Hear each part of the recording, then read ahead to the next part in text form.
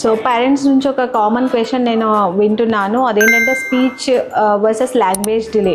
So speech delay అంటే ఏంటి, language delay అంటే ఏంటి? చైల్డ్ కరెక్ట్గా ఒక వర్డ్ని క్లియర్గా చెప్పట్లేదు, సో తను వర్డ్స్ యూజ్ చేయడం కంటే జస్టర్స్ ఎక్కువ యూజ్ చేస్తున్నాడు. ఫర్ ఎగ్జాంపుల్, ఇన్స్టెడ్ ఆఫ్ స్కూల్కి కూల్ అని చెప్తున్నాడు. Even though he has a good comprehensive skills, he is not able to produce the sounds అన్నప్పుడు you can consider it as a speech delay. Language డిలేకి వచ్చేసరికి మనకి usage of language అనేది చైల్డ్కి రాదు. అంటే వర్డ్స్ ఇప్పుడు సౌండ్స్ అన్నీ క్లియర్గా చెప్తాడు, కానీ ఈ may not be able to express his needs. వాళ్ళకి వాటర్ కావాలి, సో వాటర్ ఇవ్వు అనేది వాళ్ళు అడగలేరు.